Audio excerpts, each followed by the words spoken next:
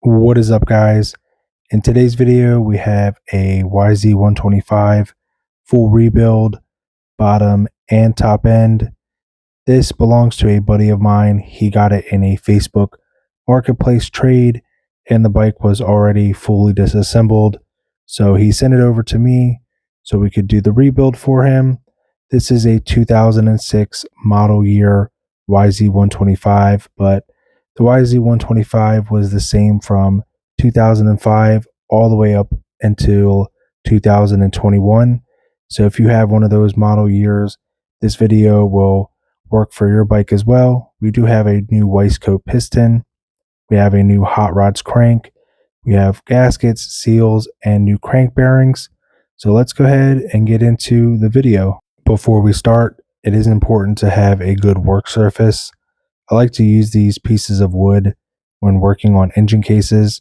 They are soft enough not to damage the engine cases, but strong enough to give you plenty of support. I'm going to support the clutch cover side on those pieces of wood and use a flathead screwdriver to remove this seal. This one looks pretty rough. We'll set that aside. Giving the crank bearing a feel. This one doesn't feel too bad. It's not the worst or anything, but we do have new crank bearings, so we're going to replace these regardless. So we'll flip it back over here onto our wood and get ready to drive this bearing out using the appropriate size socket and a decent size hammer. Just going to give this some taps until it starts driving that bearing out. This one's already starting to move, and there it goes. Install your new bearings with the words facing out towards you so you can read them. Grab the appropriate size socket that fits along that outer race, and then we can use that socket to drive our new bearing down into the bore. I like to check along the way just to make sure the bearing's going down nice and even. This one is looking good. A few more taps here. I just felt it seat. I like to check the new bearing with my finger just to make sure it's sitting flush and that the bearing feels nice and smooth. This one feels great. Moving on to the stator side, we can use that flathead again to remove this crank seal, and it'll just pop straight out. The seal doesn't look too bad on this side. However, the crank bearing definitely looks worse. You can see it's definitely got some heat in it, and it doesn't feel very smooth when I spin it. So definitely going to replace this side. Again, we're going to use the appropriate size socket and that hammer to drive this bearing out of the bore. So we'll just start driving that out, and that little collar there just popped out. So we'll set it aside so I don't lose it. Continuing on, we'll just finish driving this bearing out. A few more taps here. I can already feel it starting to move, and there the bearing goes. It's all the way out. Again, install your new ones with the words facing towards you. Grab the appropriate size socket, and we're going to start driving this one down into the bore. So we'll give it a few taps here. And again, I like to check along the way just to make sure the bearing's going down nice and even. So that looks good there. A few more taps, and it's almost all the way seated here. And we'll give it the finger test, make sure it feels nice and smooth. Now I can install our new crank seal. I'm going to use some fresh grease on the inner lip and the outside edge as well. And then I can install this down into the bore. I like to use my thumbs. This works really well to get the seal started and make sure it's flush. And then I can use a socket and a few light taps. You don't want to drive this too far in. You want to make sure your seals are sitting flush with the engine cases. So we'll check it. This one feels great. So we'll move over to the clutch side here and lubricate this crank seal with grease on the inner lip and the outside. Use my thumbs to press this in, make sure it's going in evenly. And after I get it pressed in 90% of the way with my thumbs, Just going to use a socket here to give it a few light taps just to make sure it's all the way in. And then again, use the finger test to make sure it's sitting nice and flush. Now, I had the crank sitting in the freezer, and it is cold here, and it will just drop right down into place because it's cold and the crank bearing is decently warm. Just giving it a feel here to make sure that it can spin freely and it feels good. Check from the side to make it sure that it's all the way seated as well. You can see the crank is sweating because it was ice cold. Looking from the bottom here, you can see that its shaft is all the way down. So our crank is fully installed. Moving on to the transmission here. This one is the clutch side. It has a gear that is actually part of the shaft. And a couple of these gears actually slid off. So I'll show you how to reinstall them if you had the same issue as I did. So after that snap ring, there is a washer that goes on. I pulled up this schematic on Partzilla. Then this gear goes on with the dogs facing in so they can engage. And then this smaller gear with the bevel facing inwards. That takes care of the clutch side. On the sprocket side, I had two gears fall off as well. This one goes on with that smaller diameter to where it can engage on the inside of that other gear. And then there is a larger gear. It has a beveled edge on the outside. When you install it, make sure that beveled edge is facing towards the outside, and that'll take care of our sprocket side. I've got the gear sets meshed up here together. This is how they go inside the bike. So we'll leave these meshed up and install them down into the clutch side here. So when you're installing these, you do want to be careful because those gears can fall back off. So I'm going to use a pick to hold the bottom gear there and make sure it doesn't fall off on me. Get those seated down in there. Giving them a few turns, you'll see they drop down. A few more turns here, and there it goes. It's fully meshed up now. The gears won't turn 360 degrees quite yet until we install the shift forks. The shift forks are marked with letters. That one has a letter L for the left side. This one has a letter R for the right side. And this one has a C for center. And it rides right in the center of this clutch side shaft. Now we can install our right side shift fork. These refer to like the right side, like as you sit on the bike. Now we can install our shift drum. There's a little nub on the shift drum that engages with the shift star. So you just want to make sure that nub side goes into the bearing. I don't think you can mess that up, but I wanted to point that out. Now we can engage that pin on our center shift fork. It rides right in that center groove of the shift drum. So we'll just pop that in and we'll get this bottom one on the right side shift fork in its little groove. So we'll just pop that pin in, and then I will show you guys a better look at that as well. So we'll get ready to zoom in here, and here's a better look. So you can see that right side shift fork and that pin. There's that groove on the bottom of the shift drum, and that pin will sit inside of that groove just like that. So you guys can see that is how it's supposed to sit in that little groove. That looks good. Our center shift fork did pop out of its center groove, so we'll just pop that pin back into the center of the shift drum just like that. That looks good. Now we can install the dowel pin for that. So this side takes a shorter size dowel pin, and we'll pop that in to hold it in place. Now we can install our left side shift fork and pop it into its groove on the top of the shift drum. So you can see that pin sits right in that top groove, just like that. So that is all lined up and looking good. And we can install the longer dowel pin down into those two shift forks, and those are good to go. With all of our shift forks installed, you can see the gear sets will spin 360 degrees now. So those feel good. We'll double check our crank, make sure that it still feels good.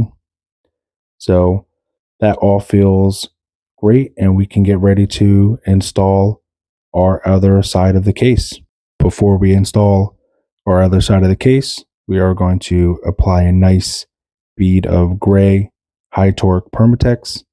So we'll get a nice layer of that down. The gray high torque Permatex is a really similar formula to the Yamabond. That's what these cases call for, but I've used this quite a few times, and the gray high torque Permatex is really good. So a little extra here around the crank, and won't be shy with that, but we don't want too much overflow either. So that looks good. Now we can install our other side of the case here. Our crank is still pretty cold, so you'll see this side of the case drops down like 90% of the way. I'm going to finish installing it with my case splitter / crank installer tool. These work great. I'll leave a link to where you can pick one up on eBay. They're only like 60 bucks. If I would have installed the transmission first and then the crank would have been ice cold, I wouldn't have needed this tool. So if you don't have one, you can just use that method. All right, now we can install all of our hardware. So we'll get all of these bolts dropped down into their slots here. So we'll get all of the outer ones installed, and then there are 3 more that go underneath the flywheel. So we'll get all 3 of those installed as well. Now we can snug these up just using the 1/4-inch ratchet here. So we'll get all of them snug, and then we'll go back over each one and give them a 1/4 turn with the ratchet. So we'll snug these up as well and then give them a 1/4 turn.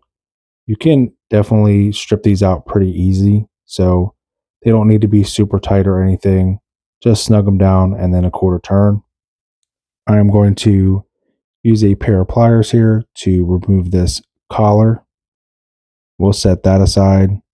And now I can remove this seal. So I'm just going to use a little flathead here to pop that seal out. This one's in pretty rough shape, so you can look at it there. Definitely needs replaced. So we got our new seal. We'll lubricate that up with fresh grease, both on the inner lip and on the outside as well. And then we can just slide this in and press it in with the thumbs. So we'll start setting that down. And just like the other seals, we want to install this flush. So we'll give it the finger test, make sure it's nice and flush. And now we can reinstall that collar that goes on there as well. Now I can install the flywheel keyway. I did have to order a new one because I could not find the old one. I like to put a dab of grease on the back of these. It does help hold the flywheel key in place, so it's a nice little tip there. Now I can install the stator. That little rubber grommet just slides down into that groove, and then we'll just drop this right down into place. I was only able to find 2 of the stator screws. I did find a third one, but it doesn't match. But for now, we'll get these 2 installed. So we'll just thread these down with the Phillips head screwdriver, and we'll snug both of these up. So we'll just give them a little 1/4 turn after they're nice and snugged up. And I was able to find a similar bolt. It's not quite the same, but it will work for what we need. So I'll get this threaded down and then again give it a 1/4 turn just to make sure everything's nice and snug. Now we can install the flywheel. When you install these, you just want to make sure it's lined up with that keyway, and then make sure that it drops down all the way so it's fully seated. I spent forever looking for this washer. This is the right one. I can see a witness mark where the keyway is there. So we'll install that, and I can install the bolt for the flywheel. So get that threaded down, just hand tight for now. And then I can use this tool to hold the flywheel still while I tighten down the center bolt. So go ahead and get this torqued down here. I'll leave a link to that clutch tool / flywheel tool down in the description as well. So that is nice and tight, and we can get ready to install our stator cover gasket. So we'll install our new gasket here, get it lined up. There is a tab on the stator cover that slides into that rubber grommet, so we'll get that lined up. Then we can install our 4 8mm bolts for this, and these don't have to be super tight or anything. We're just going to snug them down by hand and then give each one of those a 1/4 of a turn. So we'll get those snugged up. They're good to go. I'm going to replace the shift shaft seal here. So using a flathead screwdriver, just going to pop that out. I'm going to lubricate our new seal with some fresh grease. So we'll get that on the inner lip and on the outside. And then we can just press this seal straight in. This one is tiny, so don't need anything but our fingers to slide it right in. Just make sure it's sitting flush. All right, I turned on some lights in the garage because it was getting pretty dark outside. Flipping the case over here to the clutch side here, I'm going to adjust one piece of wood out and get everything sitting nice and flat, and we'll get started. On the clutch side, I'm going to use some Permatex Ultra Sticky assembly lube just in the hole there for the kicker shaft. We're going to install this tab here in that little recess in the case. So we'll get that lined up and drop our kicker shaft down into that. I like to check from the side just to make sure that it is sitting all the way flush. Now I can grab that spring, and it wraps all the way around this way, and that spring sits in a hole in the side of the case there. So we'll install that spring down into that hole. Just make sure it's clicked in all the way. That feels good. And again, we will check from the side one more time just to make sure it's sitting nice and flush and everything looks good there. So we'll get ready to install the intermediate gear. So we will install our intermediate gear. Goes on with that bevel facing down. So we'll pop that on. And then there is a washer and then a snap ring. I'll grab my snap ring pliers and we can install this. So we'll just get this seated onto this shaft, and then I'll give it a press to make sure it's clicked in. So it should click right into place. And now we can make sure our gear spins freely. So that spins good. Now I can install the crank seal retainer. This does have a witness mark on the back of it, so I can see that's how it came out of the bike. So we'll set that in place. The bolt for this does have a little red Loctite on it, and there was some red Loctite in that hole. So that's how I know this is the bolt that came out of there. So because it does have some red Loctite still left on it, I'm going to leave that in place. And then I'm going to make sure that this bolt is pretty snug. That way it doesn't back out on us or anything like that. So we will snug this down and make sure that it is pretty tight. With that, we can go ahead and install our shift star. There's a notch right there that I mentioned previously. Lines up with that nub on the shift drum. So we will line those up and make sure that it is sitting flush. And we can test and make sure our shift star is engaging with the shift drum. Just like that, make sure it can move the shift drum. And now we can install the bolt for our shift star. So we'll get this threaded down, and then we can snug it up using a deep well socket. So we'll go ahead and get this snug down. So we'll torque it up, make sure it's nice and tight. Now I can install the shift stop lever and its spring. And the spring has a hook on it that goes with that little notch in the lever. Goes on just like this. There is a notch on the case for the other side of the spring, or it rests up against that. And then there is a bolt, and there's a collar on that bolt where the shift stop lever kind of sits on that collar. So it gets installed just like this. We're going to thread it in just a few threads, and then we'll pry the lever down around the shift star. You don't want that bolt too tight. You want to have plenty of wiggle room. That way you can kind of work this shift lever into the position it needs to be in. So just going to work this down, and I can use a ratchet to snug the bolt down now. You don't want to over tighten this bolt quite yet, but we're going to thread it down about 75% of the way, and then use a flathead screwdriver just to make sure that lever is popped around the collar of the bolt. Once that is on there, we can finish tightening down our bolt. So we'll snug this down and make sure that is good.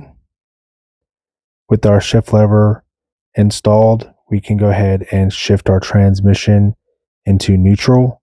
So I'm going to use a pair of pliers to line the shift star up with the neutral position. And then I'll zoom in here so you guys can see. So this is what the neutral position looks like on the shift star. And you can verify that by turning the shaft for the clutch.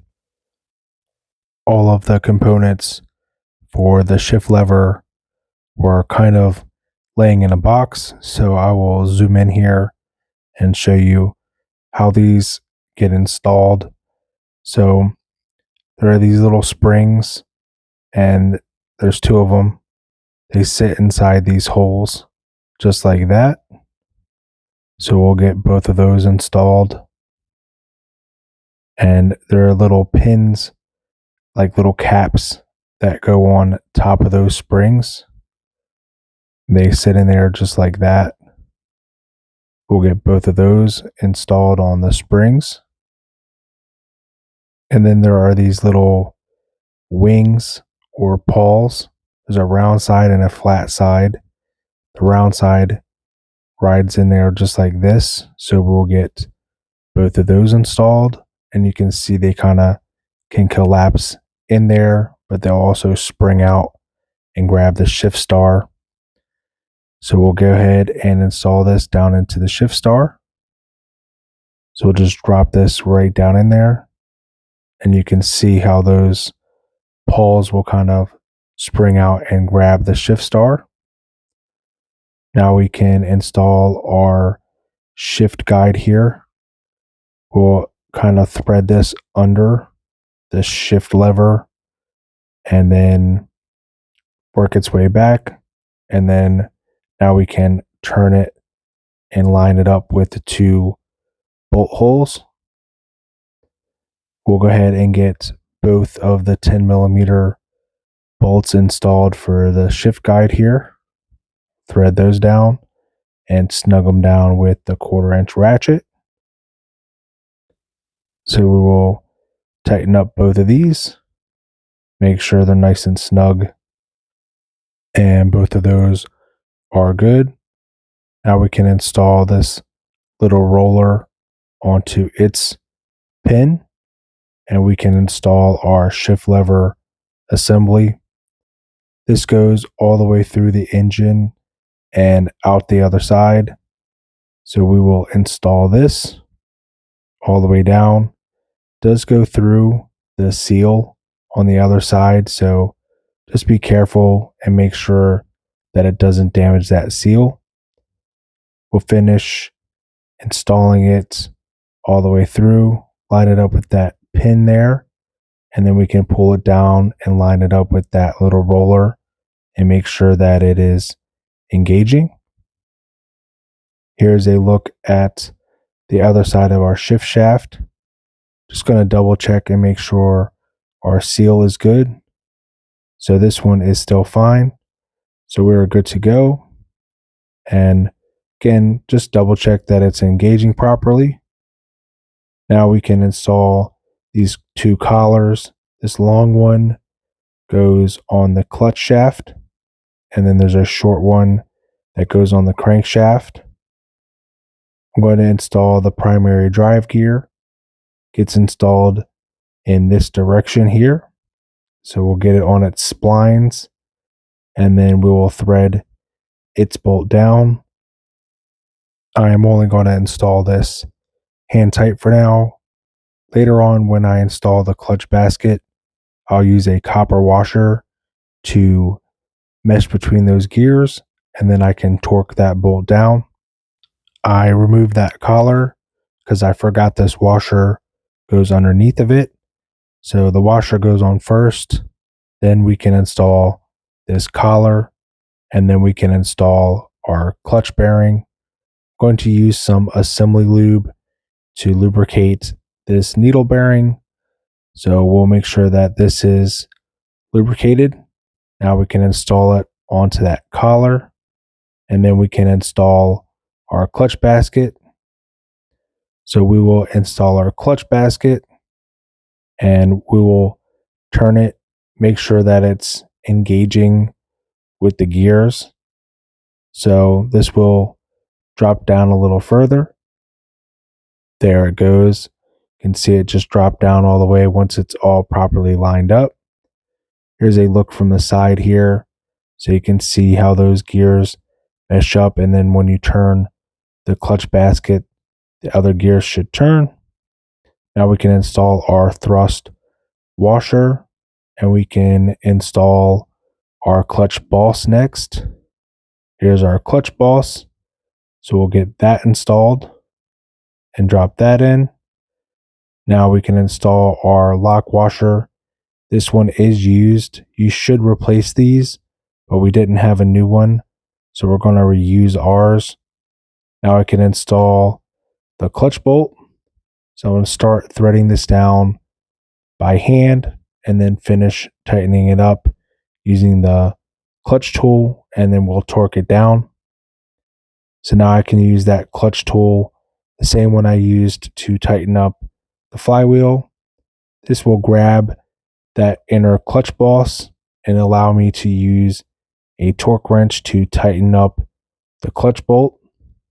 So we're going to torque this to 58 foot-pounds.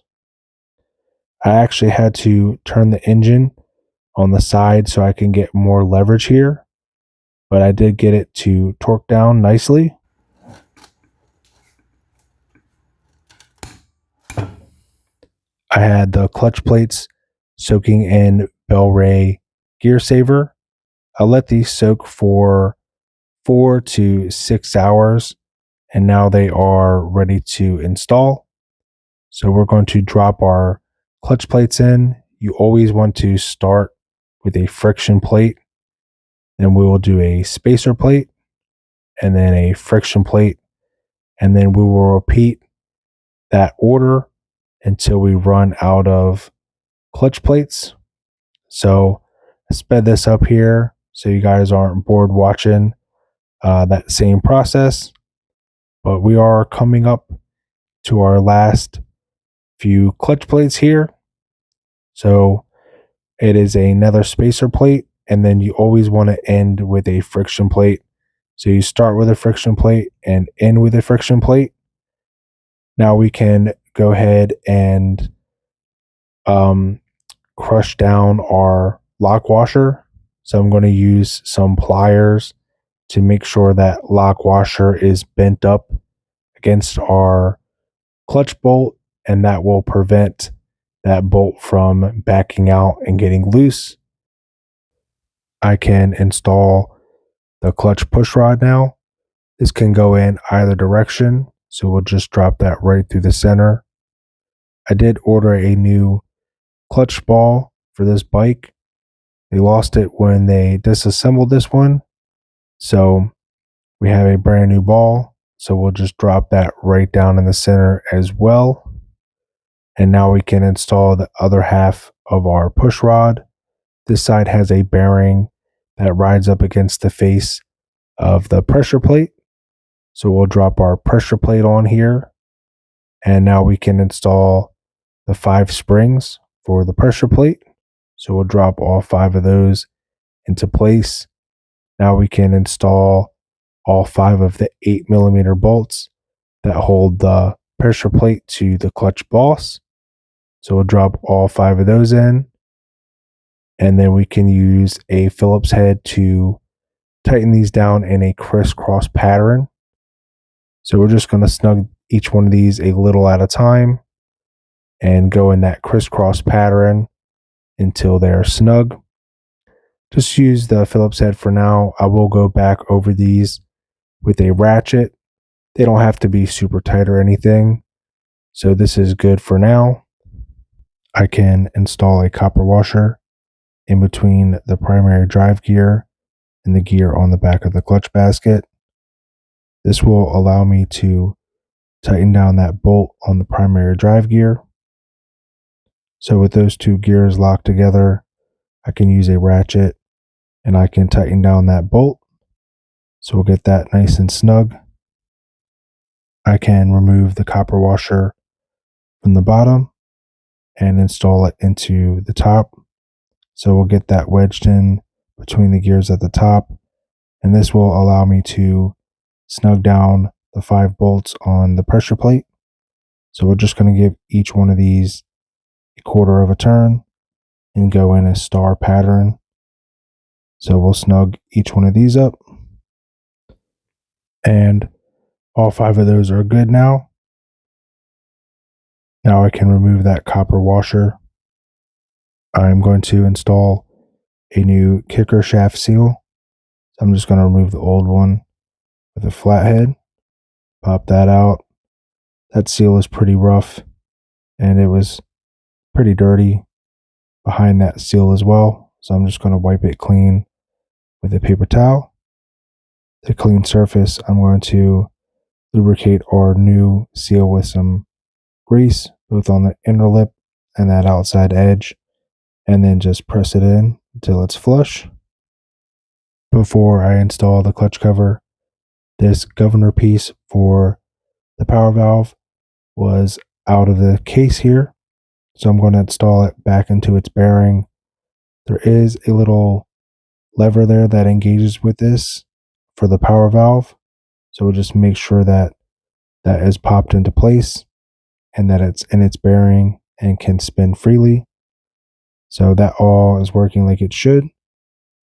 Now I can install a new clutch cover gasket. So we'll get this in place. And now I can install the clutch cover here. So we'll just set this down, get it over the kicker shaft, and it does help to spin the water pump, and just make sure that it's meshing up with the gears on the clutch basket. And it started dropping down a little more there, so we'll give it a few more presses and make sure it's in there correctly, and might have to give it a few light taps with a soft hammer, and then it'll go straight on, no problem.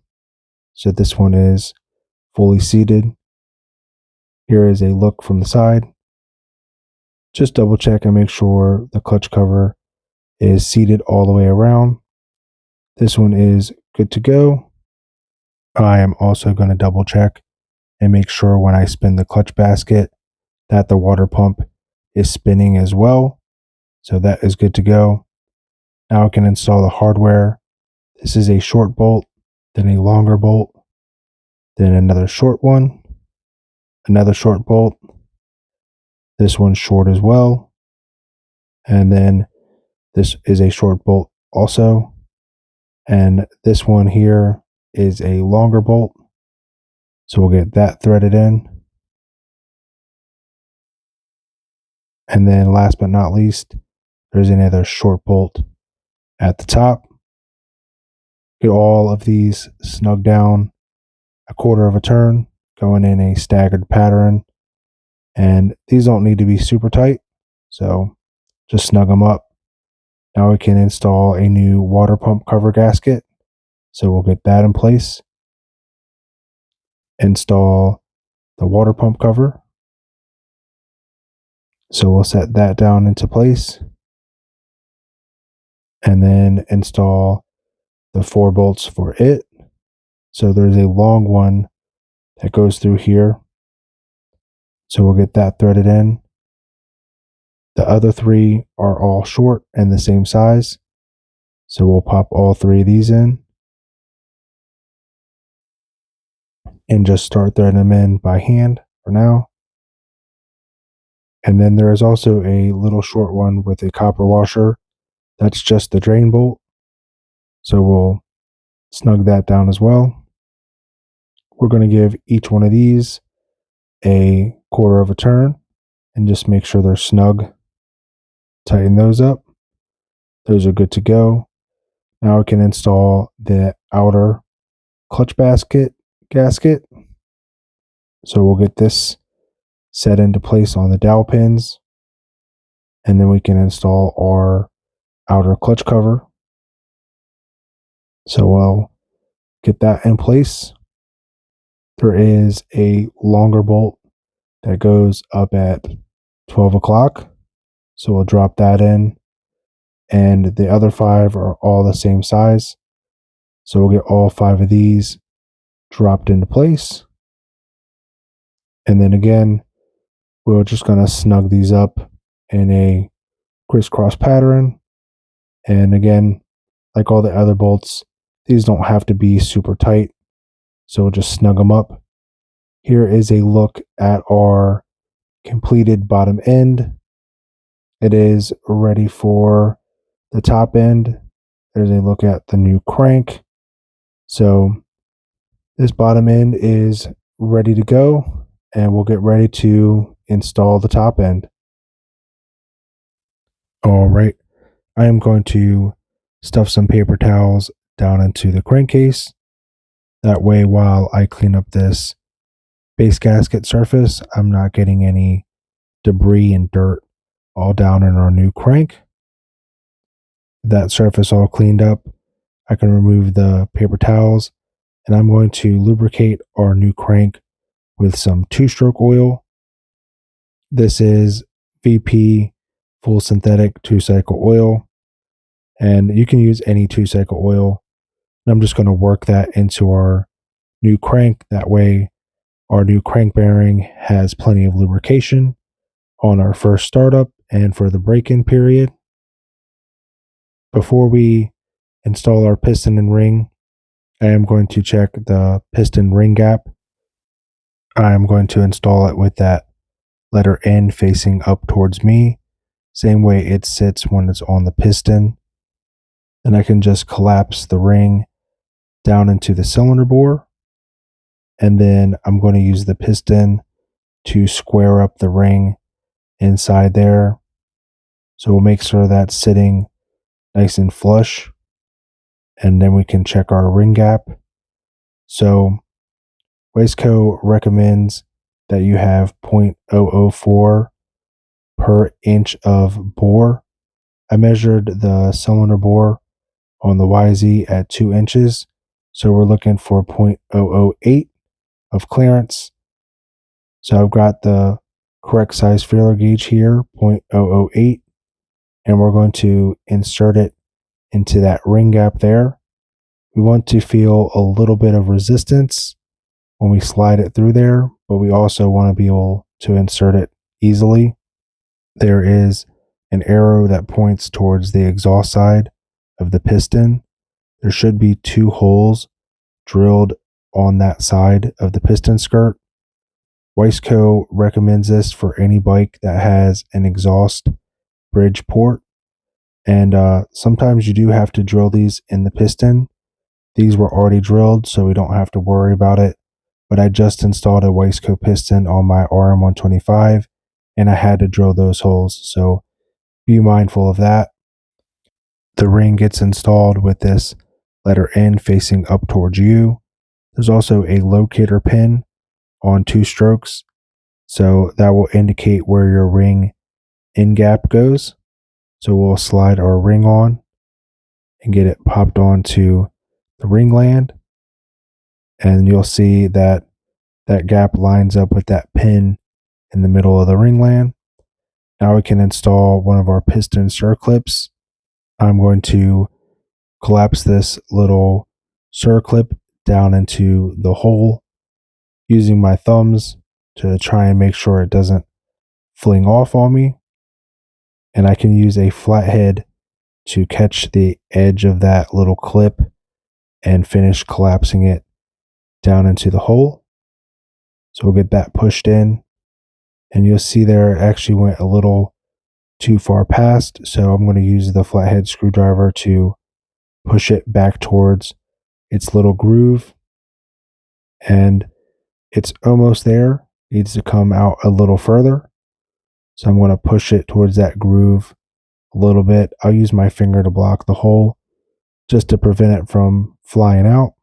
And you can see it is most of the way clipped in there, all but this little edge.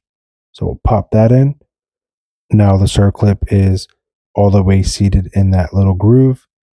I'm going to lubricate the new wrist pin bearing with some fresh 2-stroke oil, same way we did the crank bearing.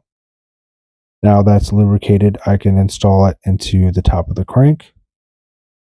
We can install our piston and our wrist pin. I did lubricate this wrist pin with some 2-stroke oil as well. Just helps slide it in to the piston and through the wrist pin bearing.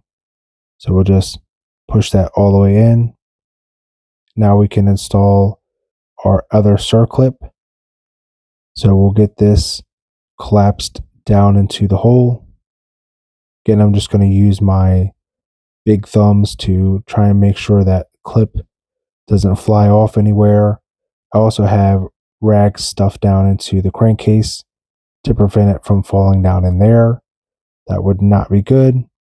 Then I'll use a flathead screwdriver to catch the edge of that clip and collapse it all the way down into the hole. So we'll just finish pushing that in, and then one more push here and make sure it's all the way clipped in. I'm going to install this little rubber grommet for the power valve cover. So we'll get this set into place, remove the paper towels, and install our new base gasket. So we'll get this slid down into place, work it over the 2 dowel pins on this side here, and make sure it's slid into that little rubber grommet. I am going to lubricate the cylinder with some 2-stroke oil. This will give it protection during break-in and also make it easier to install the piston. With that, we can go ahead and slide our cylinder on. There's only one ring, so this collapses pretty easily, and we can slide our cylinder right on. So just like that, we have our cylinder installed, and we can get ready to install the 4 nuts that hold it down. So we'll get all 4 of these popped on here. There is one right there underneath that power valve cover. Get the last one installed, and now we can torque these up using a wrench. There's not really enough room to get a ratchet on here, especially that bolt underneath the power valve cover. So again, we'll just use that wrench. Make sure all four of those are nice and tight. Now I can hook up the power valve linkage. So we'll just get this little arm here connected to the power valve. So we'll just pop that on just like that. And now we can install the bolt that goes through there and holds on the lever to the power valve. So we'll get that installed and then we can torque it down. So I'm going to hold the arm there so I can snug this bolt down, make sure it's nice and tight. Now we can install a new gasket and our power valve cover.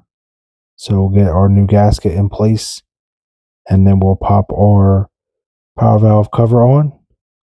So we'll get this slid into that rubber grommet and make sure it's lined up with the 3 bolt holes. And then we can install our 3 bolts for the power valve cover. We'll get all 3 of these threaded in by hand. So we'll pop all of those in.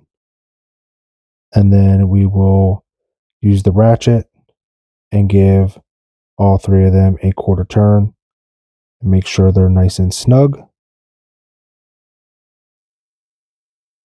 Now we can install new O-rings. I am going to lubricate these with Vaseline. This will prolong the life of the rubber O-ring and it'll also make it easier to seat it down into that little groove. So that Vaseline will make sure it's tacky, kind of hold it in place as well. Lubricate our inner O-ring with a nice layer of Vaseline, and then we'll get this popped into place. Make sure it's seated all the way in its little groove there. And those are good to go. With that, we can install our cylinder head. So we will pop this on. We can install 5 new copper washers. So we'll pop all 5 of these on. And then we can install our 5 cylinder head nuts. So we'll get all 5 of these threaded on. Again, we'll just thread these on by hand and then we'll tighten them up with the ratchet. Now I can use the ratchet and tighten these up in a star pattern or a crisscross pattern. So we'll just do that star pattern. Make sure this is torqued down nice and even. And then after they're snugged up, just going to give each one of these a quarter of a turn. Make sure they're nice and tight. I'm going to install the reed cage. Now I can install the rubber intake boot. And then I'll install the 4 8mm bolts that hold on that intake boot. So we'll just thread all 4 of these on by hand. Then we can give each one of these a quarter turn with the ratchet and make sure they're all 4 nice and snug. And with that, our engine is completely rebuilt. Bottom and top end are good to go. So I'm going to head over to my buddy's house to install this engine first thing tomorrow morning. So I'm going to get a little sleep and I'll see you guys over there in the morning. All right, so it's the next morning. I already started putting the engine in the frame just to save as much time as possible for this video. Don't want to bore you guys with every little detail. I'm going to start installing that bolt for the swing arm, just tapping it back in, use some pliers to align it. Going over to the other side, make sure it's coming through the correct way. A couple more taps.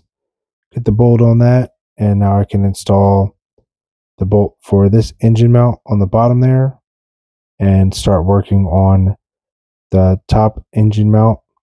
There's just two triangles here that sandwich together for that top mount. We'll get all three of these bolts tightened up, and now I can install some fresh Bel-Ray gear oil, 660 milliliters. Now I can install the gas tank, so we'll get that clipped on, and now I can install the fuel line onto the carburetor. Going to install both of the radiator shrouds, so we'll get those on. Now I've got the exhaust installed, just the last bolt for the rear mount. I popped on that rear number plate, and with that, this thing is ready to fire up. So we'll get ready to start it up here in a second, and I'll let you guys watch that.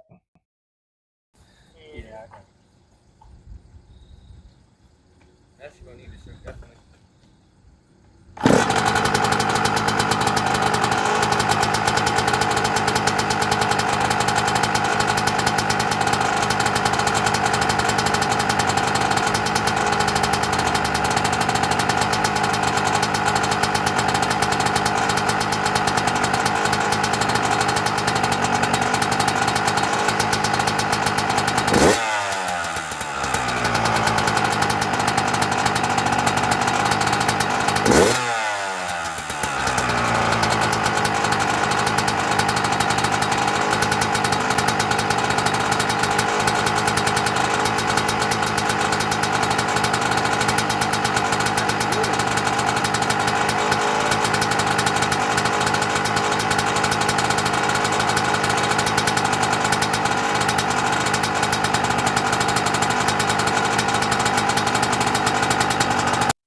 This thing was idling a little high, so I did adjust the idle down some, and then we let it do a few heat cycles.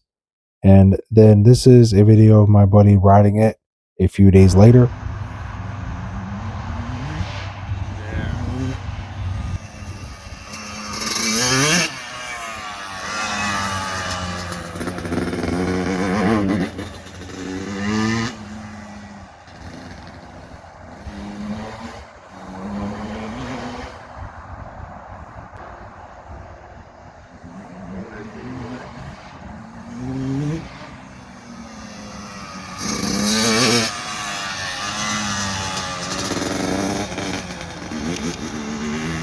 Alright guys, that is going to do it for this video. I hope you guys found it useful. Thank you for watching, and I'll catch you guys in the next one.